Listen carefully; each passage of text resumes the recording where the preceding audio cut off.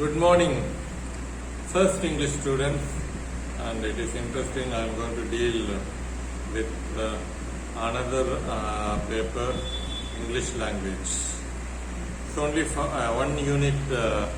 I am going to deal, that is syntax. Okay, and what do you mean by syntax?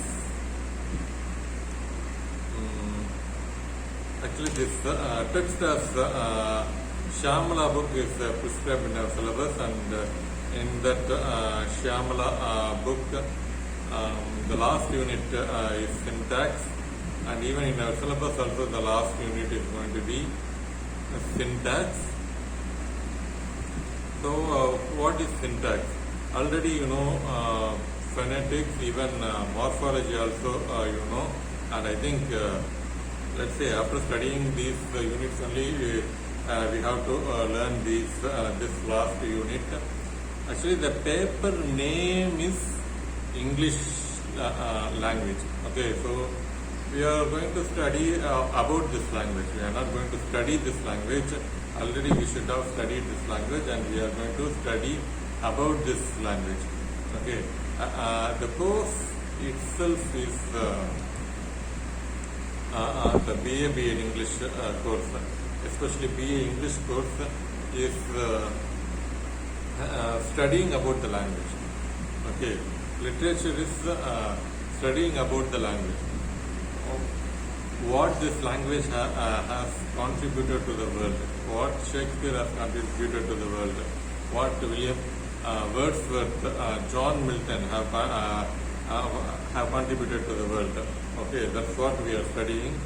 And apart from literature, let's say even Charles Dickens and a Christmas Carol or Mrs. Dalloway or Jane Eyre. So we study literature, and apart from literature, we have to study about the language. Okay, so what we have to study, that is first unit is syntax.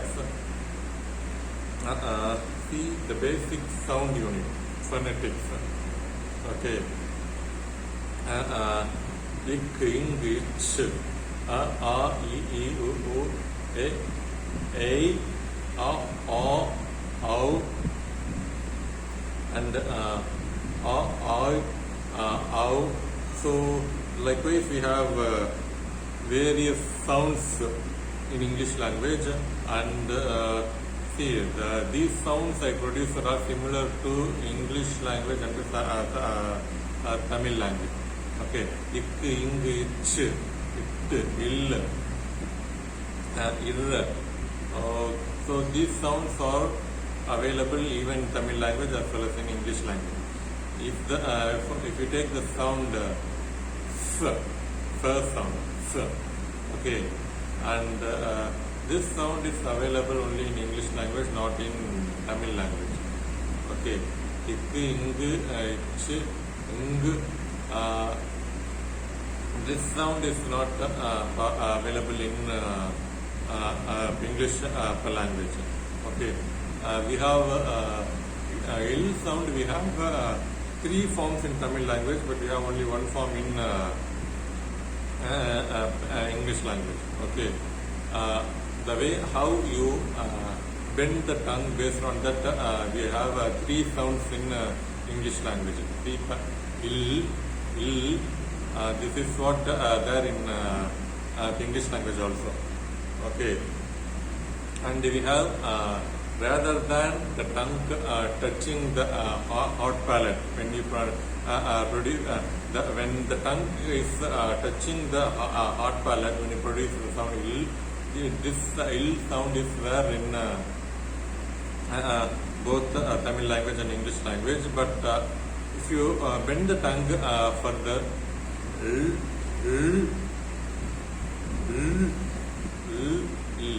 okay, so that's how we have three various sounds in Tamil language.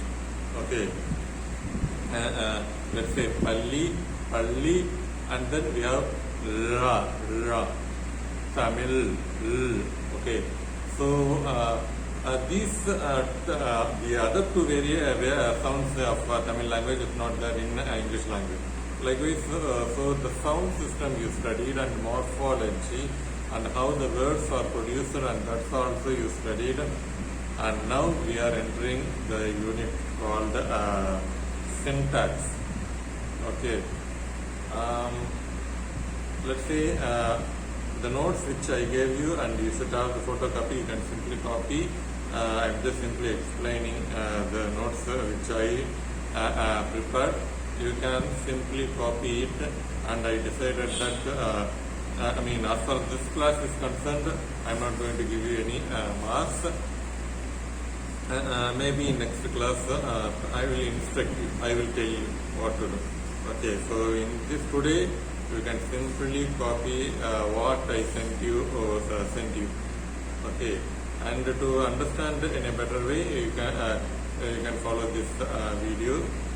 So the syntax. Okay, so the definition of syntax: the rules and the principles governing the arrangement of words into such higher units is technically called syntax. The rules and principles governing the arrangement of words into such higher units is technically called syntax. That is the structure of phrases and sentences in terms of words. The other definition, that is the structure of words and the structure of phrases and sentences in terms of words. Okay. I will say syntax is nothing but grammar. Okay, syntax is nothing but grammar. But technically, that is not the acceptable definition. What is syntax? You should not write this definition. Rather, you have to write this definition given in the book. Okay, so the rules and the principles governing the arrangement of words in such higher units is technically called syntax. That is the structure of phrases and the sentences in terms of words. Okay, so this is to be the definition. In short, it is nothing but grammar. Okay, so what do you mean by grammar? Okay, so what do you mean by grammar? When we know grammar, we can use the language in the correct form. For that purpose, we have to study grammar. Okay. Now, so what do you mean by grammar? That is the question, and that is what this unit is. Okay. So syntax and grammar are synonymous. Both are same. Okay. See the definition, the arrangement of words, how the words are arranged, and how the words should be arranged. What is that syntax? Okay, so that is said to be a grammar or syntax. See, say for example, the arrangement of words. This is how the word should be arranged. Rama killed Ravana. Okay, Rama killed Ravana. This is the syntax in English language. Okay, Raman Ravananai Kondran. This is the syntax in Tamil language. So in English language, we have SVO pattern. Okay. Rama, subject, verb, killed Ravana. Subject, verb, object. Okay. But in case of Tamil language, we have Raman, Ravananai Kondran. So the syntax is SOV. So the English language syntax is SVO, Rama killed Ravana, but in case of Tamil language, we have SOV. The first word, the first arrangement of word in Tamil language is the subject. In both the language, in Tamil language as well as in English language, the first word is going to be the subject. In the given sentence, it is the subject. Rama, and in Tamil language also we have Rama. Okay, but the next word in English language is verb, but in case of Tamil language, the next word is object. Okay, the final word is verb in Tamil language. But in case of English language, the second word itself is verb. Okay, that is the syntax in English language. This is the syntax in Tamil language. So SVO is the syntax in English language. SOV is the syntax in Tamil language. Okay. See, I will come tomorrow. I will come tomorrow. If you translate in English for Tamil language, நான் நாளைக்கு வருவேன். நான் நாளைக்கு வருவேன். Okay, I will come tomorrow. Tomorrow is placed at the last, at the end of the sentence. Okay, but in case of Tamil language, that verb is placed next to the subject. So this is syntax of Tamil language and English language. So what is that syntax? Okay, what is the arrangement of words? Okay, see, if we use the Tamil syntax in English language, then it is sentence is collapsed. Ravana killed.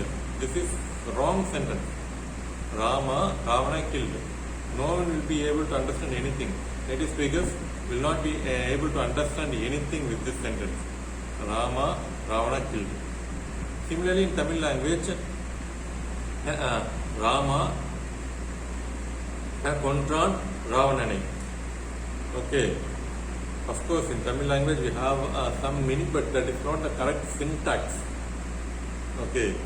So, this is the syntax in the English language and this is the syntax in Tamil language. So, syntax is nothing but the arrangement of words. Not to understand the proper arrangement of words, we have to study grammar. Okay. So, syntax is nothing but the arrangement of words, and if you want to understand the syntax in a proper way, we have to study grammar. Okay. So, the next topic in our textbook is syntax and the grammar. Okay, open page 166, that is the topic given here. Syntax and the grammar. Both are same one. Okay. Every language has a system of principles and rules which govern the structure of elements of that language. Okay. So in the photo, you can easily follow the notes which I gave you. Every language has a system of principles and rules which govern the structure of elements of that language. These principles and rules form the grammatical system which is essential to learn the language. So, every language has its own system of sounds, system of structures of sentences, and if we want to learn that language, we have to know that system of structures, that is the grammar, the principles.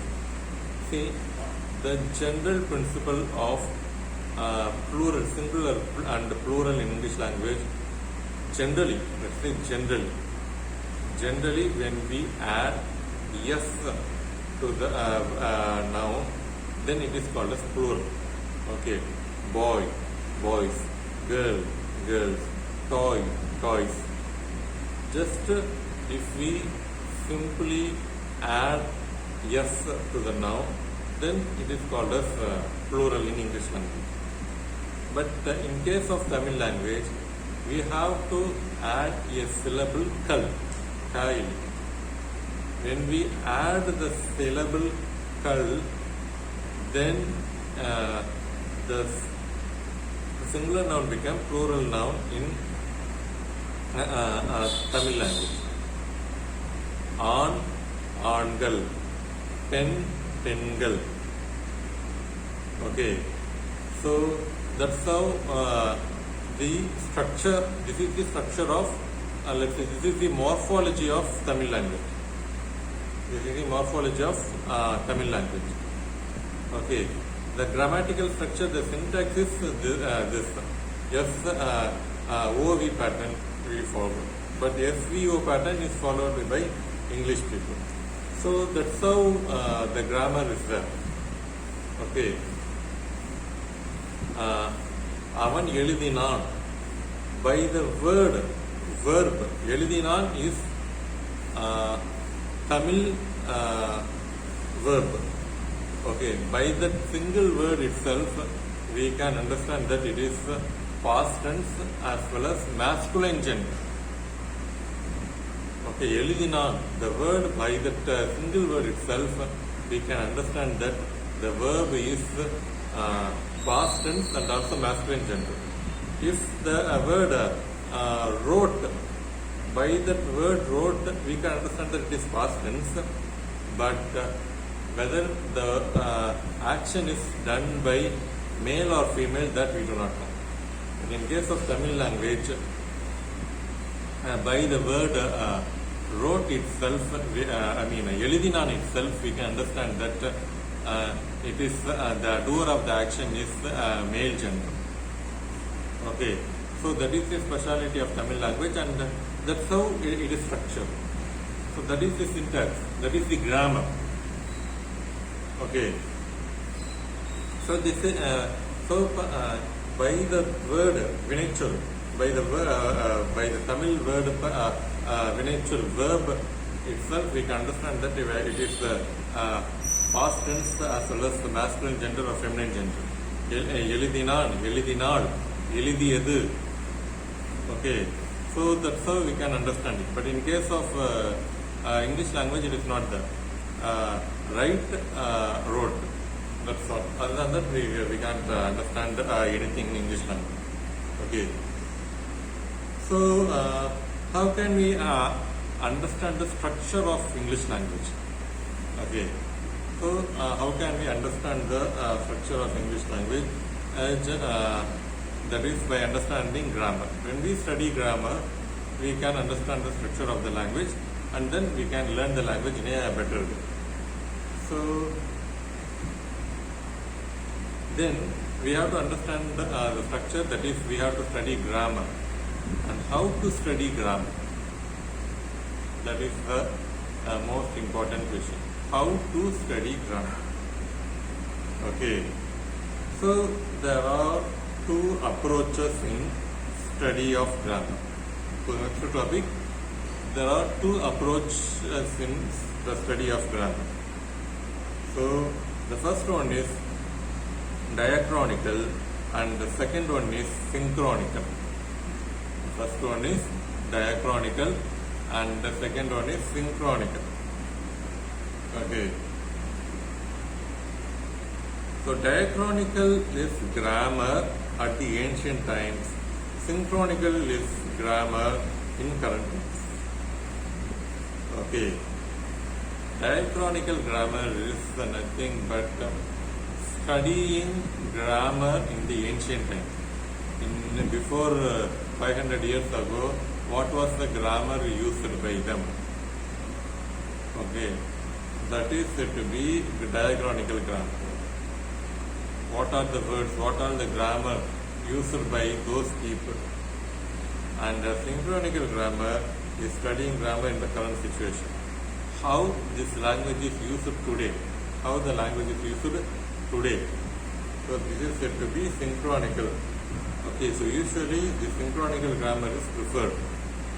Okay, how the language is used in those times, there is no need for that.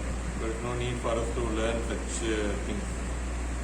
Okay, but this is one approach of studying grammar. Okay. So, synchronical grammar, how this language is used today. Okay. And then, so now, that is diachronical grammar, that is traditional grammar. So, how grammar is studied traditionally? How grammar is studied traditionally? Okay. So, traditional grammar was criticized and not followed today.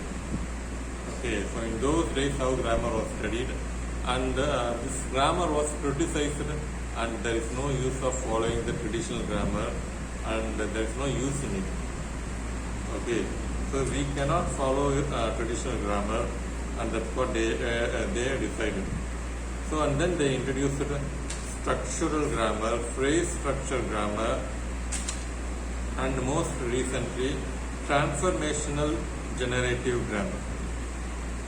So most recently, transformational generative grammar is what used today. And after traditional grammar, structural grammar was introduced, and then we have phrase structure was introduced, and later on, most recently, we have transformational generative grammar, TG grammar. Okay, so even in your school days, I guess in your batch, especially your batch, you don't follow traditional grammar. Okay, we were taught traditional grammar. So what do the traditional grammar say as, okay, Brendan Martin is perfect example of traditional grammar. Okay, see the very first topic itself, parts of speech, definition of parts of speech, and we have 8 parts of speech, and so there are 8 parts of speech: noun, verb, adjective, adverb, conjunction, and pronoun, preposition, interjection. Okay, so we have 8 parts of speech, and definition of noun, examples, definition of verb, examples, and definition of adjective, examples, and then another unit, kinds of nouns, kinds of adjectives, and find out underline the adjectives in this sentence, in the given sentence, underline the noun in the given sentence, underline the collective noun in the given sentence. So that is how grammar is studied. Okay, but this is not the proper way of teaching grammar. Okay, in those days that's how the grammar was used. So this is said to be traditional grammar. Traditional grammar should not be followed. First, we shall study examples. We shall study various examples, and then we can study grammar, the definition. Okay, Rama is a good boy. Selvi is a bad girl. Arun is a tall boy. Kumar is a short boy. Okay, so you just read these sentences. Okay, and then I will tell you Rama is a noun. Okay, the word is auxiliary verb. The word small is called as adjective. Boy is a common noun. Okay, so when I after saying the sentences and then I introduce the grammar topic, this is said to be modern grammar. Okay, so what do the modern grammar say, and that we will study. And traditional grammar is rejected. Why traditional grammar is rejected? That we will study now. Okay, traditional grammar. We shall move to the topic traditional grammar and why traditional grammar is rejected. Okay, traditional grammar is not followed today and has lots of fallacies. Fallacies means mistakes. Fallacies means mistakes. Okay, so the following are the fallacies. The following are the mistakes. The first point, the Latinate fallacy. Latin grammar is applied in English language. It cannot be done. Okay, so Latin grammar is completely Latin language is completely different from English language, and the same grammar principles cannot be applied to English language. Okay, say for example, I do not know about Latin language, but I know Tamil language. See, Tamil language we follow SOV pattern, that is the syntax. In case of English language, we follow SVO pattern. So when this is the case, okay, see, Tamil grammar is completely different from English grammar. It cannot be applied. Okay, see, as far as grammar is concerned, let's say parts of speech. We have 8 parts of speech in English language, but in case of Tamil language we have only 4 parts. Okay, பெயர்ச்சொல், வினைச்சொல், இடைச்சொல், உரிச்சொல். That's all. Let's say பெயர்ச்சொல் is a noun, வினைச்சொல் is a verb, and இடைச்சொல் is preposition, and உரிச்சொல் is adjective. Okay, and that's all. We don't have a pronoun. Okay, in பெயர்ச்சொல் itself we have a noun and a pronoun, but in case of English language they divide as noun as pronoun, a verb and adverb. Okay, so they have such kind of divisions, but in case of Tamil language it is not done. Okay, see, the concept of auxiliary verb is not there in Tamil language. Okay, see, it is a cat. அது ஒரு பூனை. Okay, அது it ஒரு cat பூனை. is, it is not there in Tamil language. I was a student. நான் ஒரு மாணவனாக இருந்தேன். In the same college itself, in the same Pope John Paul II College of Education itself, I was a student. But now I am a teacher. Okay, இதே Pope John பால் காலேஜில் ஒரு காலகட்டத்தில் நான் மாணவனாக இருந்தேன், ஆனால் இப்போ நான் ஒரு ஆசிரியர். Okay, so to indicate the past tense, நான் மாணவனாக இருந்தேன். Okay, but in case of English language, the verb was is used. I am a teacher. Okay, so such kind of words are not there in Tamil language. Okay, adu oru பூனை. The word is cannot be translated in Tamil language. I was a student. Was, the word was cannot be translated. It is available only in English language. Okay, so the verb by words, by letters, by grammatical structure, on everything, Tamil is entirely different from English language. Okay, so I do not know about Latin language, but traditional grammar simply blindly follows the Latin grammar that cannot be applied to English language, English grammar.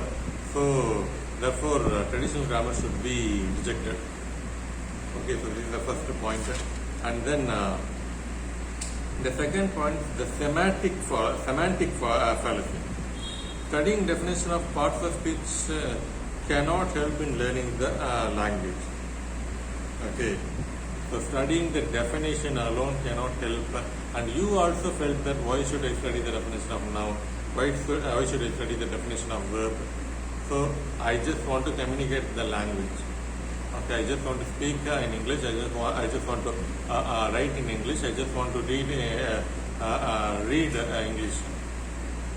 So when this is the case, what is the purpose of studying the definition, and what is the purpose of by-hearting the definition of noun, verb, and declarative sentence, exclamatory sentences? What is active voice, passive voice? See, I strongly believe that in the examination in the school, the question define noun, define pronoun, define active voice, define passive voice. Those kinds of definition you wouldn't have studied. You wouldn't have written in the examination, at least in the examination. Okay, you simply practice change active voice into passive voice, underline the noun in the sentence. Such kind of exercise you would have written at the school, but we studied the definition of noun, the definition of pronoun, which actually they are all unnecessary to learn English language. Okay, so this is to be semantic fallacy. Okay, let me stop here. Let me continue in the next class. Thank you.